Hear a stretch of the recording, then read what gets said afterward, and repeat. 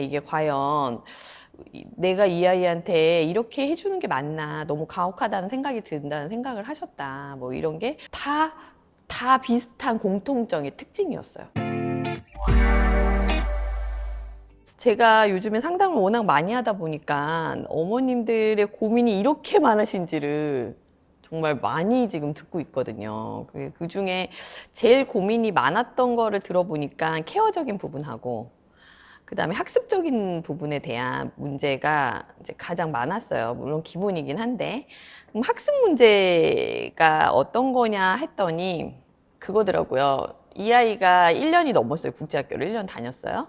그리고 이제 학습실이라고 생각해서 들어갔는데 아직도 1년이 넘었는데 읽지를 못한다는 거예요.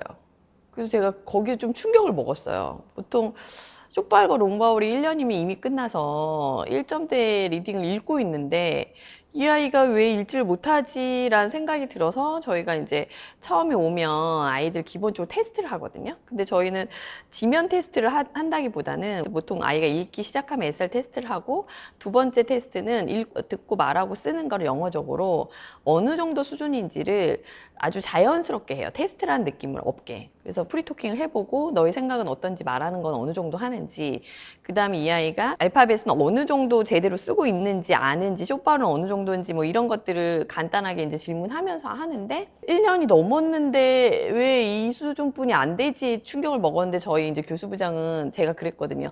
그냥 이 어머님들에게는 정확한 팩트를 주는 게 좋다. 어떤 부분이 부족하고 아닌지를 정확하게 이야기해드려라 해서 이제 정확하게 말씀을 드렸던 거죠. 그러니까 어머님도 그게 문제라고 생각했는데 막상 다 그런가 했는데 이제 저희 원은 이제 보통 아이들이 1년이 넘으면 다 읽거든요. 지금 현재 6세 2년 차는 2점대가 다 넘어요, 평균적으로. 그래서 어머님이 오셔서 이제 테스트를 봤어요. 근데 저희가 죄송하게도 아이가 막 지금 너무 힘들어 한대요. 학습을 너무 힘들어 해서 지금 이제 다른 원을 바꾸려고 하는데 6세 2년 차 들어갈 수 있냐 했는데 그날 교수부장이 이 친구는 안 될 것 같다고 얘기를 했어요. 그래서 이제 거기에 어머님 충격을 먹으신 거죠. 왜냐면 거기는 너무도 학습식이어서 학습에 대한 부분만큼은 정말 아웃풋을 제대로 내는 곳이라고 얘기를 했는데 막상 저희가 테스트를 해봤는데 이 수준으로는 아이가 거기서도 힘든데 여기 와서 6세 2년차 2점대 수업을 하기에는 좀 더 어려운 것 같다라는 피드백을 받아서 좀 충격을 먹고 가셨던 케이스가 있는데 아 이렇게 답답한 부분이 많으시구나라는 걸 요즘에 제가 좀 많이 느껴서 어제 뭐 이틀 연달아 계속 그래서 이제 학습 문제 한마디로 1년 정도 지나면 이 아이가 어느 정도의 속도와 어느 정도의 수준은 어느 정도 돼줘야 되는데 그게 안 돼 있거나 달달달 외우는 것만 돼 있어서 어떻게 보면 리딩이 안 되는 거죠. 그래서 반복적으로 쓰는 거 하고 숙제를 정말 이게 이 아이가 할 수 없는 숙제를 내준다거나 그래서 도대체 원에서 뭘 배우고 있는 거지?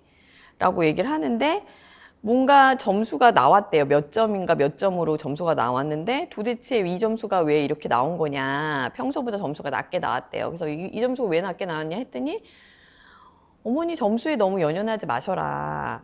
왜냐 이거는 그렇게 중요한 거 아니다. 그런데 그래도 이 점수가 왜 나왔는지 정확하게 알고 싶다. 그랬는데 그런 소통에 대해서 구체적으로 얘기해 주는 게 없고 또 뭐 원장님하고 미팅을 했는데도 마찬가지로 왜 이렇게 깐깐하게 그런 걸 하나씩 따지려고 하시냐 이런 느낌이셨대요. 그래서 그게 너무도 이제 보면 볼수록 안 될 것 같고 애는 계속 짐 시간만 좋아하고 수업 시간은 너무 싫어하고 그때만 행복해하는 느낌을 보는데 이게 과연 내가 이 아이한테 이렇게 해주는 게 맞나, 너무 가혹하다는 생각이 든다는 생각을 하셨다. 뭐 이런 게 다 비슷한 공통점의 특징이었어요.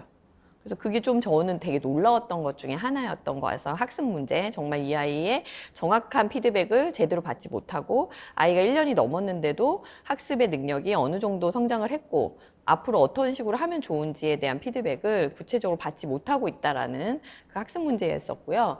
두 번째는 안전 문제에 관련된 뭔가 다치거나 얼마 전에 셔틀 문제 좀 크게 터졌던 거 아시죠? 너무 안타까운 얘기는 그때 112를 부르지 않았고 뭐 급하게 버스로 태워서 했다고 하는데 사실 이게 딱 이렇게 잘못되는 순간 사실 어떻게 응급 처치를 하느냐에 따라 이게 달라지는데 그런 이제 원에 어떻게 보면 시스템이 안 만들어진 거죠. 물론 안전적인 문제는 상당히 앞으로도 계속 발생할 수 있는 문제긴 한데 그거를 원장이나 또는 이제 정말 최종 관리자가 어떻게 대처를 하고 있고 그런 매뉴얼이 제대로 갖추고 있느냐 이런 부분에 있어서는 정말 좀 문제다라는 생각을 저는 했거든요. 그래서 그런 안전 문제에 대한 저희의 이제 어떻게 보면 저희는 되게 직접 제가 대응을 하는 상황이다 보니까 그런 부분에서도 이제 어머님들이 걱정했던 문제들이 있었고, 두 번째는 원장과 담임, 그러니까 원장님과의 소통을 하기가 힘들다.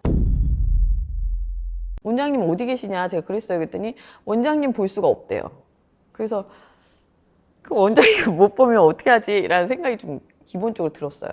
왜냐면 최종 결정을 한 사람은 원장이거든요. 근데 원장이 그걸 모른다면 사실 교사나 그 관리자들은 원장이 하라는 대로만 하기 때문에 제대로 된 급한 위급한 상황에서는 결정적인 원장이 있어줘야 되는 부분이 있는데 그 부분이 안 된다.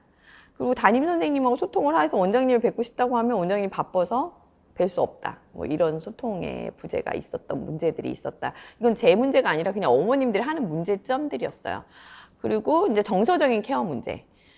숙제하는 거 너무 힘들어한다. 누구 숙제인지 모르겠다. 그리고 아이가 정말 원에 가서 틱장애가 온다거나 또는 수업을 너무 힘들어 한다거나, 근데 또 힘들어하면 힘들어하는 것까지 좋은데 집중을 못한다고 밖에 나가라고 했대요. 그런 원도 있나 봐요. 나가서 기다리게 한 거죠. 그래서 이제 그 기다리게 하고 또 그거를 다 해야 놀 수가 있나 봐요. 그래서 그걸 해야 놀 수 있게끔 또 그렇게 했대요. 그래서 이게 도대체 뭔지 모르겠다. 그래서 제가 다시 역질문을 드렸거든요. 무슨 질문 드렸냐면, 아니 어머니 그거 알고 보내신 거 아니냐고. 원래 학습식 보내시는 분들은 손을 올리지도 못하게 하고 아예 양호실이 따로 빠져 있거든요. 처음에는 그런 얘기는 없었으니까 몰랐다. 그리고 뭐 원어민 선생님이 그러니까 9시 반에 수업을 하는데 원어민 선생님이 10시가 넘어서 온대요. 요 근래 알았다는 거예요. 그래서 아니 담임 선생님이 수업을 하는데 왜 요 근래 9시 수업을 하면 9시 담임 선생님 계시고 원어민도 계셔야 되는데 10시에 출근을 하셔서 그것도 이제 알았대요. 그래서 이렇게 상담을 할 때 디테일하게 모를 수가 있나? 라는 생각이 조금 있었어요. 제가. 그래서 저도 조금 들으면서 어머님들은 그 원에 대한 얘기를 하고 싶다기보다는 이런 문제들이 이 원에는 발생하지 않냐를 듣고 싶었던 것 같아요. 그래서 저희에 대한 그런 얘기들을 좀 그런 식으로 좀 이제 이야기를 들었던 케이스가 있어요. 그러면 저희 원은 이런 4가지의 진짜 직접적인 문제를 어떻게 해결할 수 있냐라고 말씀을 드리자면, 저는 우선은 제가 직접 이제 상주하고 있는 상태고요. 아침부터 저녁까지 계속 있는 상태고, 저희는 담임 선생님하고 소통을 제가 어느 정도 하냐면 일주일에 2번씩 정기적으로 항상 소통을 하고요.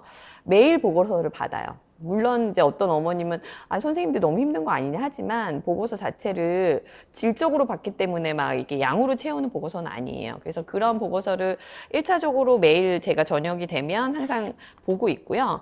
나머지는 선생님들과 월요일, 수요일 날 문제건이나 이제 앞으로 이 아이 학습이 좀 집중을 못하는 아이들이 있다면 그거 갖고 같이 토론을 하고 해결 방안을 같이 찾기 때문에 소통하는 부분에서는 다른 원에 비해서 훨씬 더 저희가 엄청나게 많이 소통을 하고 있다라는 거 하나. 그 다음에 저희가 토요일 격주, 지금처럼 이걸 한번 이제 시도를 한 게 뭐냐면요. 토요일 격주 10시부터 12시까지 Q&A 대화로 해서 어머님들하고 계속 이렇게 소통하는 미팅을 가질 예정이 있고, 두 번째는 이제 1대1 원장의 미팅을 원하시는 분들도 있으셔서 저희는 이제 수요일 1시부터 3시 그 시간에 이제 정기적인 1대1 면담을 할 수 있게끔 열어놔서 그 대신 2주 전에 어머님들이 원장 예약을 원한다 하면 행정에서 예약을 잡아드리거든요. 그래서 그 시간을 그냥 열어놓은 거예요. 그래서 2가지를 열어놓은 상태고, 그 다음에 저는 아이들과도 대화를 좀 많이 하는 편이거든요. 왜냐면 아이들이 진짜 더 솔직해서 재밌었어, 어땠어, 저 되게 디테일하게 애들하고 만나서 물어보거든요. 그래서 그런 아이들과 대화도 이제 한 밤마다 매달 이제 이렇게 이루어지고 있다 라고 말씀드릴 수 있어서 결국은 사후 관리적인 부분에서 디테일한 소통과 이제 선생님과 소통, 학부모의 소통을 하고 있다 라고 말씀드릴 수 있을 것 같고요. 또 한 가지는 저희가 이제 TCI 검사라고 해서 계속 이 검사가 상당히 되게 중요한 검사인데, 대부분 이제 선생님한테 의지하거나 내 아이를 객관적으로 보지 않은 상태에서 케어하는 경우가 너무도 많아요. 그래서 저희가 초반부터 전에도 제가 말씀드렸지만 저희는 처음에 오자마자 한 달 안에 TCI 검사를 해요. 그거는 뭐냐면 아이의 기질과 성격을 파악한 다음에 그 파악한 걸 갖고 솔루션을 제공하고 그 솔루션을 어머님만 제공하는 게 아니라 선생님들과 계속 소통을 하면서 제공하고 있기 때문에 아이는 정서적으로 상당히 과학적으로 케어를 받고 있으니 안정감을 느낄 수밖에 없겠죠. 그래서 그런 부분들이 이제 처음에 오자마자 한 달 안에 이루어지고요. 두 번째는 웩슬러 검사라든가 또는 이제 학부모 TCI에서 그 어머님, 아버님도 TCI 검사가 필요하면 가족이 다 하게 되면 제일 좋거든요. 그래서 이게 저희가 상담하시는 이제 그런 업체와 제휴를 맺어 있기 때문에 웩슬러나 TCI 검사, 학부모 이런 것들도 유료긴 하지만 무료는 아이만 해주는 거고 유료긴 하지만 그런 부분도 이제 좀 직접적으로 소통할 수 있게끔 지금 열어놓은 상태라고 보시면 될 것 같아요.